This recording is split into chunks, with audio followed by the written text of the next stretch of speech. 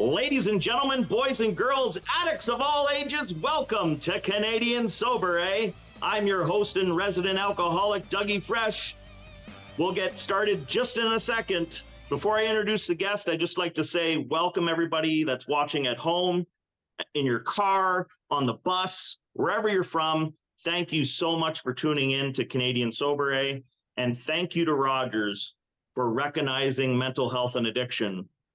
This is a topic that is very well needed, and we're going to try to get to some suggestions and solutions to help the sick and suffering addict out there. So let's get the ball rolling. All right. So for the viewer, what to expect for the season? This season, I'm going to have on guests, people like my first guest, who are going to share their experience, strength, and hope with you all. And hopefully you get something from that. And then I'm going to try to switch it up every single week. And then I'll have some professionals on that will share, maybe some solutions, some tips, places you can go to seek treatment or help out there. And then we'll get back to some people that will share their experience, strength, and hope. So as the viewer, that's what you can expect this season. And I'm super, super stoked and super excited and super nervous all at the same time to do this. But I'm so grateful for the opportunity to share all this stuff with you people. So with that being said, let's get to our first guest. I met this gentleman about 3 years ago. I started listening to his podcast. Maybe he can do a little plug himself later on for that. But this gentleman has an incredible story of experience, strength, and hope, and he's going to share a little bit about that with you all today. So our first guest is none other than Mr. Joe Tilley. How you doing today, Joe? I'm good, doing great, Doug. Thanks for having me on. It's an absolute pleasure, buddy. You're going to do great. I know it, man. This is right in your wheelhouse, baby. I'm so stoked you're here today. I feel like a kid. I've watched so many of your podcasts. I've listened. You have that fantastic voice. That radio, TV voice. Like I told you, my father-in-law and I watched your podcast last night. If you want to do a little plug later, you can do a little plug later. But I want to get the fans and the people that are going to be tuning into this show.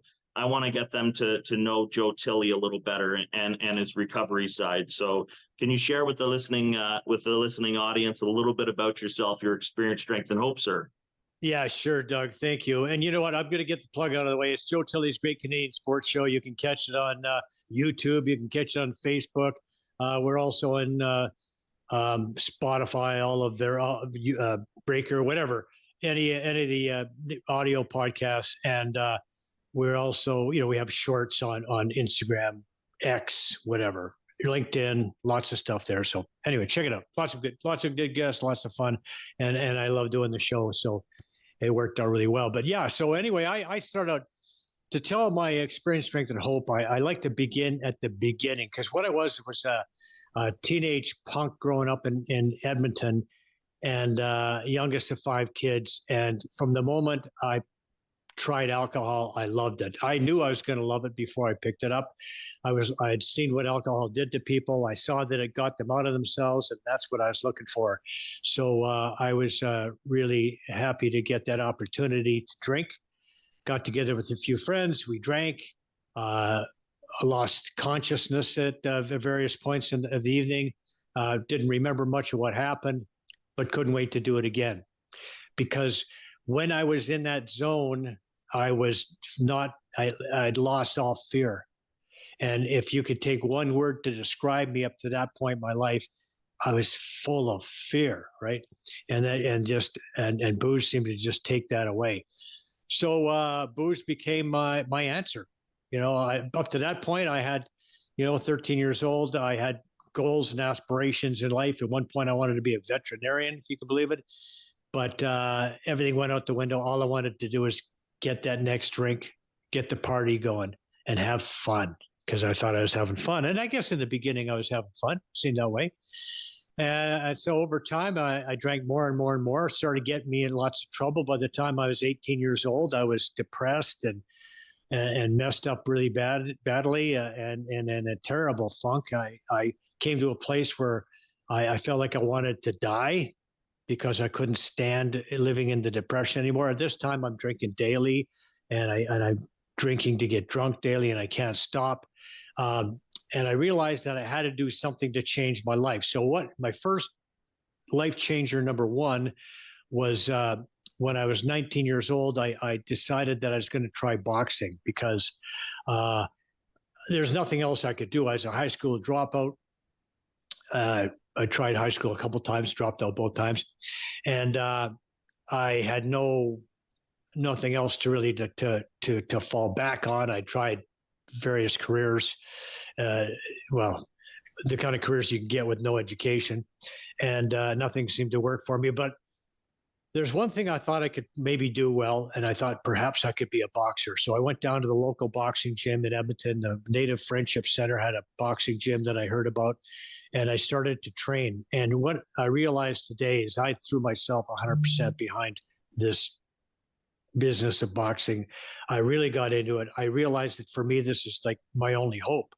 And I felt so depressed that when the thinking would start, and then I'd try to get drunk and try to get rid of the thinking, but then I'd sober up and it would be worse, and it just continued to get worse. So that's the funk I was in. So I had to get out of that, and I thought maybe I can get into boxing. So anyway, I took it really seriously. Went down to a local gym, the boxing club, and really trained. I used to go in the afternoon, then go home and do road work, then go back to the gym at night, do sparring and work the pads. And my coach could see I was really serious. So he got me some fights, and I had fights, and I did really, really well because it was the only thing I was doing in my life. Fortunately, my parents would allow me to live at home and rent free and everything else. And so all I did at that point in my life was boxing. It became everything. And after a few months of doing this and having fights and being successful, I realized, my life has sort of turned around here. And I ended up going back to school, and I took adult education courses so I could get the courses that I needed to maybe even go to post-secondary, to have some post-secondary education. So I did well in school. I did well at boxing. I won the Alberta Novice Championship. And then I turned open, and I won the provincials and the open championship. I went to the nationals, got a bronze medal at the 1978 nationals. All this time, I'm 21 years old at that point. And, I did well at the sport that I really loved, and I was totally committed to, like nothing I'd ever been committed to in my life. And so that was a life-changing thing for me. So that was great. And by going back to school, I got the courses I needed to get in as an adult student, because it would have taken me a long time to get credits, high school credits, because I only had like 4. But I was able to get the credits, the courses I needed to get in as an adult student.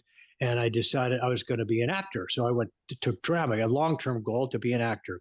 Boxing was a short-term goal. Acting was a long-term goal. But boxing was also potentially a career as well. So continued to box, went back to school, limited my partying to summertime. I'd get together every summer, and I really look forward to this, getting together with my old friends, going on a 2 or 3 week bender, and then back into training again. And at that time in my life, I was able to control it to that degree.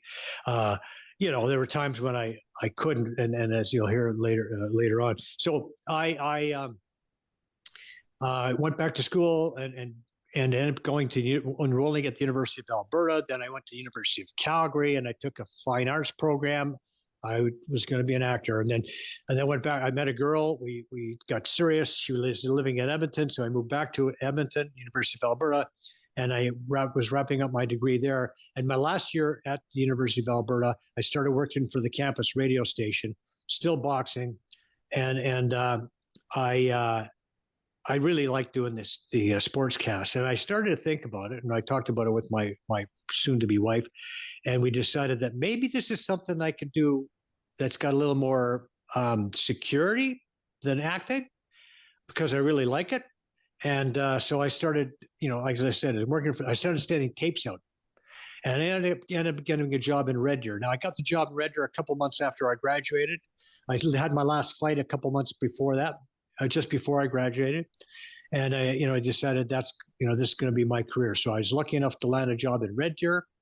It was kind of halfway between Edmonton and Calgary. It's an opportunity for people in Edmonton, Calgary, who have, sports directors to see my work and maybe potentially get a job there. And my goal was to be in Edmonton. I wanted to be the next Al McCann, who was a sportscaster in Edmonton. And so working in Red Deer for about 15 months. Ron McLean was our afternoon drive guy on the radio, and he did the weathercast on television. I did the sportscast at 11:30. And after I left, Ron started doing the sportscast, and the rest is history from his standpoint. But I really love I used to rip and read the news on the radio, and then I'd spend the whole time reading my sportscast for TV. And I ended up getting a job a year later in Lethbridge as a sports director. And I was in Lethbridge for about 10 months. I sent a tape to Pat Marsden, who was the sports director at CFTO TV in Toronto. And I sent him a tape for critiquing purposes. I was asking him, questions like, what would you see as a good career move for me next? Down the road, what do you think I should be looking at as a career move and all that? Well, he liked the tape, and the next day, Fergie Oliver, who had been there for 22 years, quit. So the timing was impeccable, and I got that, and I got the gig in Toronto. And so, I felt like really, I had arrived, as and things were like falling into place for me. And meanwhile, at this time, I'm not doing the boxing thing anymore. I'm just working. I'm working hard. I really want us to be successful. So I'm limiting my drinking to the weekends. And then I come to Toronto on a working weekends for the first little while, and I'm limiting the drinking to the 2 days I have off. But then over time, I'm starting to go to the bar after work, and then eventually it's after work every day. And now by this time we got 3 kids, and I'm living in Toronto and working in Toronto, and I'm at the bar all the time. My wife had enough of my antics, and she decided that she was going to have a change in our lives, and that involved me going, right? And so I had to leave. I was living in my friend's 1-bedroom basement apartment, sleeping on his love seat, and I couldn't stop. I was the same place I was at where I was at 18-year-old kid, depressed and hopeless, and I just didn't see any way out. And the only way that I was possibly going to get back in is my wife had given me 2 options. She said, you're going to either go to AA or you're going to go to treatment. And the AA thing was at least 90 days. Treatment was 30 days, 28 days. So I did the math, and I said, okay, I'll do treatment. But I don't know, because I told her, forget it.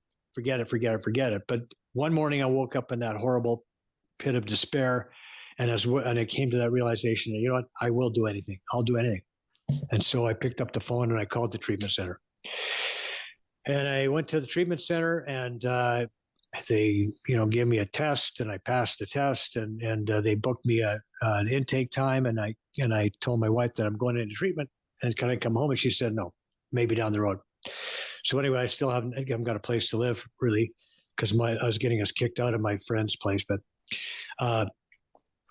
I go to treatment, and something happens to me there. I'm hearing some stuff that I can connect to. I'm seeing people, listening to people that I can connect to, and I realize, hey, maybe there's a solution here. So I started to listen and do what they told me to do.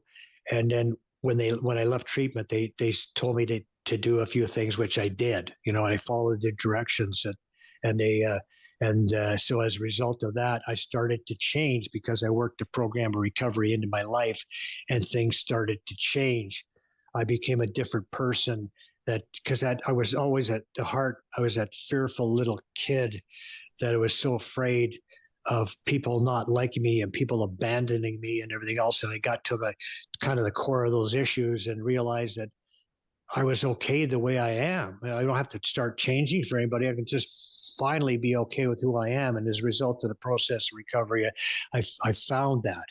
And so, over time, I was able to change, get back into my home, be a real good father and husband for the first time. being a good friend to people, being a good employee, and things changed. So it was May 16th, 1992, when I had my last drink. I went into treatment the following day.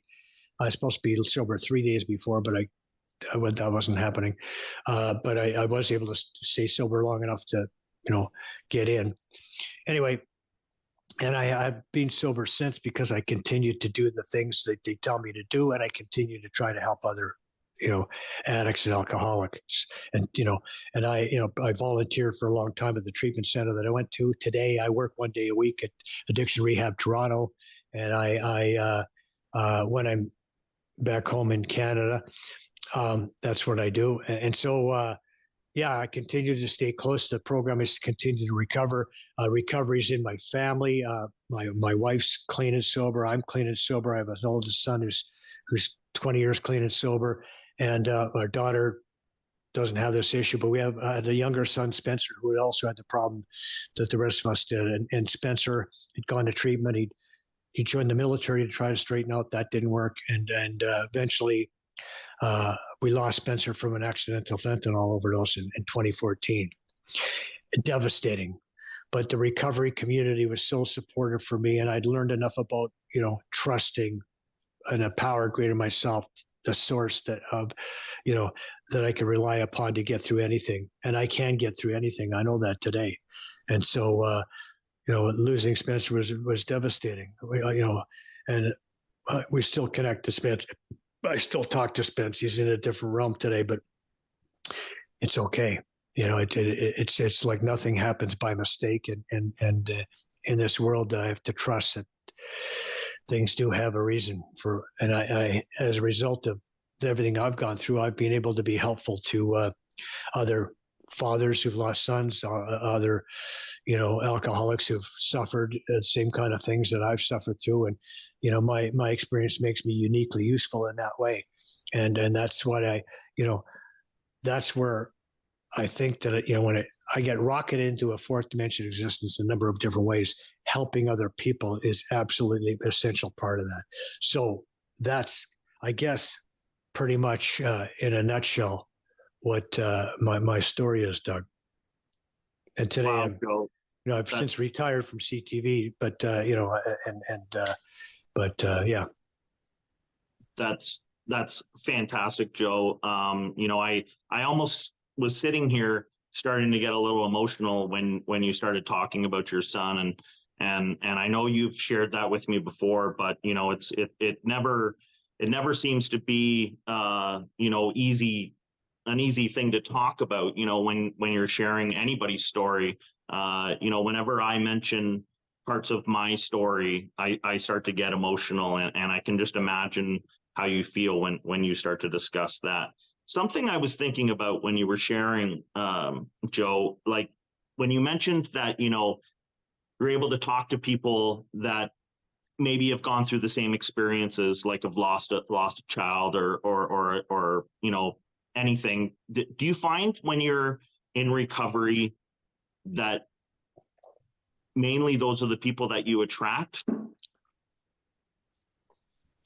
Well, yeah. I mean, I have friends who aren't in recovery, but a large majority of my friends are in recovery because I spent a lot of time in the recovery community and working with other alcoholics and addicts. So I suppose that, yeah. So I do have that, I do have that ability to attract people like myself, like-minded people who've gone through similar stuff, just like I was attracted to people in recovery who had gone through similar stuff to me. We tell each other, we tell our stories, and people hear our stories and they can relate, and there's things that they can relate to.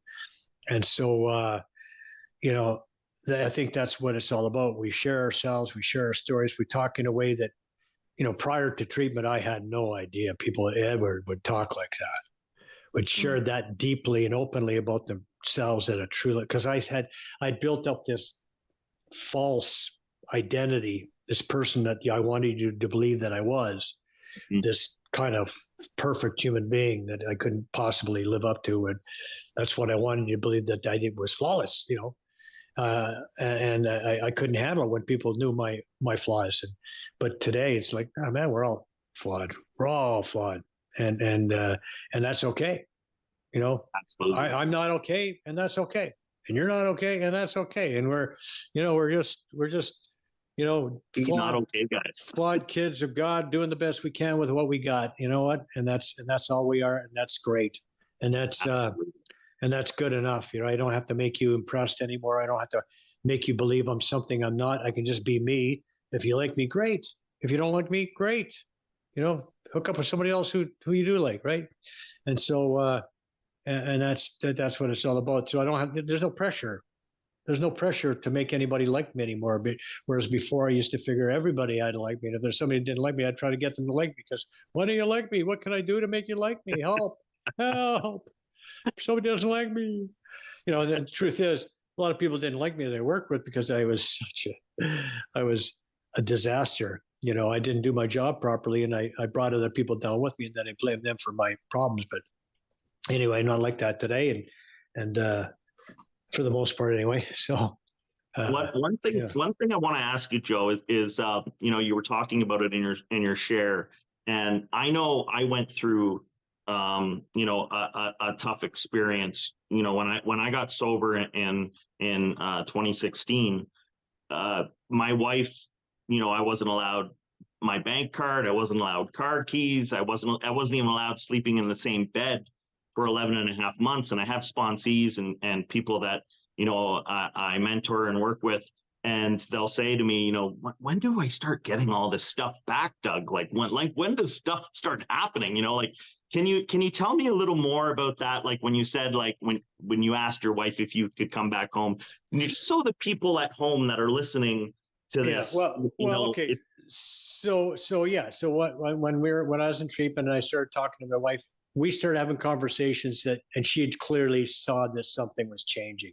We were having conversations that were probably deeper and more meaningful than any conversations we'd ever had because of my phoniness, because of the way I was. So she could see something had changed. By the time I left the treatment center, she said, "Yes, you can come home, but you're not sleeping in the matrimonial bed for now, anyway." So it took a while, and that's okay. But it's like, yeah, we get things back, and we get things back, when we're ready. Hopefully, if you get too much back too soon, like if you haven't really changed, you've changed a little bit, but not really. Am I really buying into this completely? If I'm not, if I haven't really shown that I'm changing, I really probably shouldn't get some of these things back. Like, I mean, we cause a lot of damage. We leave a wreckage. The wreckage of our past is right there, and so we want everybody to forgive us immediately. And sometimes we have a hard time forgiving other people, and it takes a long time for us to do that. But we expect everybody else to forgive us immediately because we judge ourselves by our intent, where the world judges us by our actions. So it's going to take a while for us to have, to show who we are, to show that we've changed, to convince those people around us that we've changed. And you know what? We have to have patience. Suck it up, Buttercup, because it's going to take a while. And if everybody in the world doesn't believe you're completely 100% well, just because you say you are, that's okay. Give it some time. It'll work out. But you have to prove yourself, man. You think about the damage you caused, people you hurt. And so, it's going to take a while. And that's okay because, you're going to get lots of chances to prove yourself. There you go. Yeah, it's a struggle, and I try to express that same exact sentiment to the people that I work with, and just patience. It takes time. Like don't rush into this stuff, So one question I have for you is if little Joe Tilley is listening right now, sitting at home on their couch, and they're tuning into the show, and they're watching you with intent, and they're sitting there, they're really liking everything you're saying. What advice would you give little Joe Tilley sitting at home right now that's struggling with alcoholism, struggling with drugs, struggling with mental illness, like anything, like what would you suggest? Be open to reaching out for help, because that's the biggest thing. Is like, I never wanted to ask for help. I wanted to, be a man and figure it out yourself and do it yourself and pull up your bootstraps and handle things you're on your own and do it your way. And no, man, the way to get out of this rut is to ask for help, and then do whatever your direction is, follow that direction. So yeah, that's what I'd say. Ask for help, because you need another perspective. You think you got this. You think they got this under control. You think you can take it or leave it. You think this is not a problem, but maybe you need to have somebody else who's got a different perspective and maybe is more objective than you are, to maybe hear from them and hear what they have to say, and then be open to whatever they have, whatever suggestions they may have. Because maybe you can turn it around at an early age, but maybe you can't. But I'm pretty sure you can't do it without some help. I was never able to do it on my own. I thought I could, but I couldn't. Yeah. I think that's the same thing, I think, with everybody. That's how it exactly was for me. I felt like I was less of a man asking for help. And I think asking for help was the best thing that ever happened for my life, and happened for me and my family. So, hey, Joe, thank you so much for coming today and sharing that experience, strength, and hope. I know people are going to sit there and they're watching the show right now and they're thinking, this was amazing. This is exactly what I needed. I needed to hear Joe today. And, I wish you nothing but the best of success going forward in life, and keep helping, those sick and suffering, struggling addicts and alcoholics out there, and keep moving forward. And I'm going to keep watching your sports show with my father-in-law. Right on. Yeah, that's great. It's great. You still got a father-in-law. Isn't that wonderful? Yeah. Thank God, eh? Yeah. That almost didn't happen. Yeah. And you know what, Doug? Real men can ask for help. Real men can admit they're powerless. Real men can, admit defeat. That's what we do. Absolutely. Right. Thanks so much, Joe. Thanks everybody for tuning in today. This was amazing. This was the amazing first episode of Canadian Sober A, and I couldn't be more happier to have a guest on here like Joe Tilley. So peace and love wherever you are. Stay out of troubles. Put the dope down. Put the booze down. You don't need that stuff. Listen to your spouse. Whatever they're telling you, they're right. You're wrong. And get yourself to a meeting and ask for help. And wherever you are in the world, please come back and join us again. I'd love to see you all again. So peace and love. Have a great night, everybody. Bye-bye.